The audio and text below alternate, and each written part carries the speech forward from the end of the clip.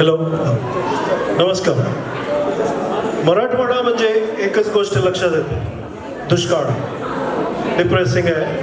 तसाच दुष्काळ आपला सॅम मराठी मंडळमध्ये झाला आहे, जिथे स्वरूपा लेणेकरनी खूप मेहनत घेतली आणि मराठवाडाचे लोकांसाठी खूप तिने शोधलं आहे, पण कोणी मिळाले नाही. सो थँक्यू स्वरूपा लेणेकर. जे काही आम्ही 4-5 लोक जमलो आहे, आम्ही 4-5 वर्ष मराठवाड्यामध्ये शिकलो किंवा राहिलो आहे, म्हणून आम्ही मराठवाड्याला रिप्रेझेंट करतो. So hopefully will do good justice to that backward region. So please bear with me. Thank you for your patience. All right. So Marathwada, before independence, निजामाच्या ताब्यात होता. आणि इंडिपेंडन्स नंतर बरंच सरदार वल्लभभाई पटेलनी बरंच प्रयत्न केले Marathwada, which was basically in Hyderabad, इंडियामध्ये integrate करायला.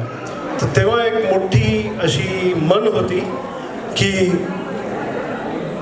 भारत के साथ रहोगे तो खीर खाएंगे, खीर देंगे. भारत में रहोगे तो खीर देंगे, पाकिस्तान जाओगे तो चीर देंगे.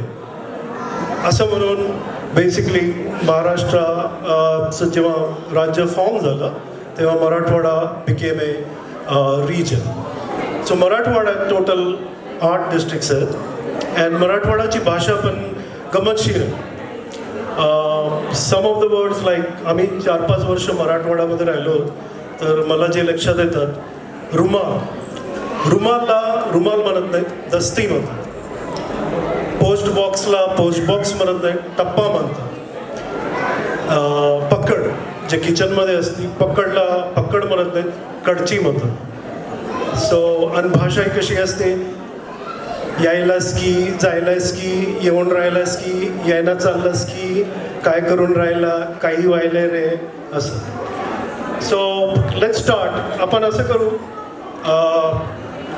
स्टेशनवर जाऊन एसटीचा प्रवास आपण पूर्ण मराठवाड्याच्या जिल्ह्याचं करू. सो पहिला स्टॉप आहे आपला नांदेड. नांदेड हा मराठवाड्याचा 2nd लार्जेस्ट डिस्ट्रिक्ट आहे. सो बिफोर आपण नांदेड पोहोचायच्या पहिले भोकर फाट्याला मस्त गरम गरम भजे खाऊ. गरम गरम भजे खाल्ल्यावर, नाश्ता झाल्यावर आपण नांदेडला जाऊ. सो नांदेडचं पहिले नाव नंदी तट हे होतं. आणि नांदेड जिल्ह्यात माहूरची रेणुका देवी फार फेमस अशी मंदिर आहे. Another thing that Nanded is famous for is शिखांचं 4 तख्त आहेत. पंजाबमध्ये 3 आहेत, 4था नांदेडमध्ये. सो त्यांचे गुरु गोविंद सिंगजी यांचं निधन नांदेडमध्येच झालं होतं, तर त्यांची नांदेडला समाधी आहे. आणि तिथे एक गुरुद्वारा आहे, त्या गुरुद्वाराला सचखंड गुरुद्वारा म्हणतात. सो बेसिकली तिथे गेले की बोले सो निहाल सत श्री अकाल, वाहेगुरु दा खालसा वाहेगुरु दी फतेह, असं करून ते 2 मोठे स्थान आहेत. एक ऑडियन्सला एक ट्रिव्हिया क्वेश्चन आहे. नांदेडमधून फार बरेच फेमस लोक अभ्यास करून ग्रॅज्युएट झाले, फार दिवे लावले आहेत. ओळखा पाहू कोण आहे, कुणाला सांगता येईल का? एक नाव अजून सगळ्यात मोठं नाव आहे. नांदेडमधून शिकून जे ग्रॅज्युएट झाले, फार दिवे लावलेले Jayesh More. Yeah, some of you are right. The answer is Jayesh More. Go back. Swarupa Lenekar, Raghav Kulkarni and myself. So the नांदेडचा प्रवास आपण पुढे जाऊ. पुढे आपण हिंगोलीला जाऊ.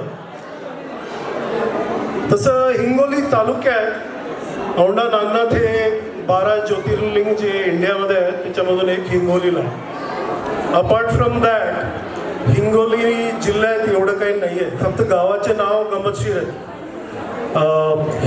हिंगणघाट, किनवट असे नाव आहेत, वेगळे नाव आहेत. So this is not much to talk about Hingoli. There might be something, but I don't know. Let's move on to the next district, Parbhani. Parbhani एक दुसरा दुष्काळ जिल्हा आहे सॉरी. सो बेसिकली जगात जर्मनी, भारतात परभणी असं म्हटलं जातं. So Parbhani basically the most important thing that we could find, म्हणजे फार प्रयत्न केला, फार शोध केला, काही मिळालंच नाही. बेसिकली एक ॲग्रिकल्चर युनिव्हर्सिटी फार फेमस आहे आणि तिकडचं धान्य. सो तिथं ज्वारी, बाजरी, कापूस वगैरे ते आय थिंक ऑल ओव्हर मराठवाडाही आहे, महाराष्ट्रही आहे, बट समाव परभणीमध्ये जास्त. Yeah, can you go to the next slide? Now, let's move on to Latur. अरे सत्या, यायलास की रे? लातूरचं सांगायला कुठे गेलेस तू? यायला चाललास?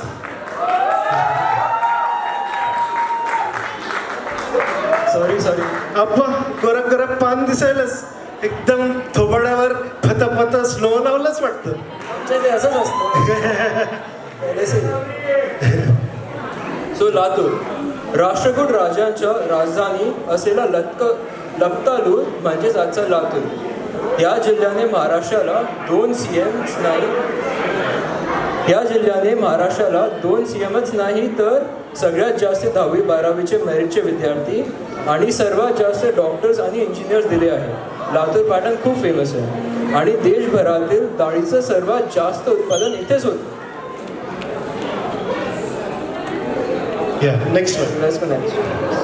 आता आपण पुढे जाऊ उस्मानाबादला. महाराष्ट्रातला उस्मानाबाद जिल्हा आता धाराशिव नावाने ओळखला जातो.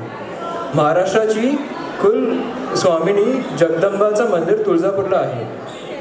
बाळघाट डोंगरावरती असलेला हा जिल्हा कृष्णा नदीचा खेरा आणि गोदावरी नदीचा खेरा ह्या दोन धारांची शिव आहे, म्हणून त्याचं नाव धाराशिव आहे. आणि मी ह्या जिल्ह्यातला एक शेतकरी आहे. आता इथून आपण पुढे जाऊ बीडला. बीड एवढं मोठं नाही आहे, पण इथे मराठी भाषेचे आद्य कवी मुकुंदराज इथलेच होते. योगेश्वरी देवीचं मंदिर अंबेजोगाई इथे आहे, तर परळी वैद्यनाथला ज्योतिर्लिंग पण आहेत. आता अरे हो, इथे तुमचा आजोळ पण होता ना? हा, माझा आजोळ माजलगाव. येस, आपला मकरंद अनासपुरे ऍक्टर आहे ना, हां, त्याच गावाचं आहे माजलगाव. बीड जिल्ह्यातच येतो. इथून मग आपण पुढे जाऊ एका मोठ्या शहरात जालना. आता जालना खूप मस्त शहर आहे. इथे मराठवाड्यातलं सगळ्यात जास्त मोसंबी आणि स्टील याचा उत्पादन इथेच होतो. इथे शेतीचे जे बिया असतात म्हणजे सीड्स, ह्याचे पण मोठे मोठे कंपनीज आहेत. इनफॅक्ट ह्याला सीड बास्केट ऑफ इंडिया पण म्हणतात असं मला वाटतंय. आणि इथे 1-2 महान दिग्गजांचा पण जन्म झाला आहे. Can you guess who? Pankaj Kokate.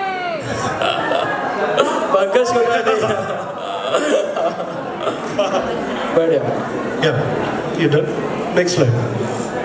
So आता आखरी आणि 8वा जिल्हा आहे, सगळ्यात मोठा जिल्हा मराठवाड्यात, औरंगाबाद. तुम्हाला तर माहीत असेल, अजिंठा एलोरा फार फेमस आहे औरंगाबादमध्ये. It's a wonderful place, centuries old, युनेस्कोचं स्थळ आहे. Lot of tourism happens there. And दुसरं एक आहे Bibi ka Maqbara. It's a replica of Taj Mahal. तिथे मराठवाड्यात त्याला गरीबों का ताजमहल म्हणतात. आणि ते काळ्या रंगाचं आहे ॲक्च्युली. फोटो आम्हाला फक्त पांढरा मिळाला, पण ॲक्च्युअलमध्ये पाहिलं तर काळं आहे. आणि बरेचसे महल आहेत जे जुन्या काळातून आहेत. सोनेरी महल, राजपूत वास्तुशैली संगम वगैरे. बस झालं ना, जरा जास्तच झालं. Next slide. सो शेवटचा हा होता आपला प्रवास, सगळे 8 डिस्ट्रिक्ट्स मराठवाड्याचे. Hopefully we did justice to that. आणि आता आपण पुढे जाऊ. मराठवाड्याचे एकदम टॉप आर्टिस्ट जे तुळजाभवानी चं गोंधळ तुम्हाला प्रेझेंट करते. सो प्लीज वेलकम स्वरूपा लेणेकर आणि टीम. थँक्यू.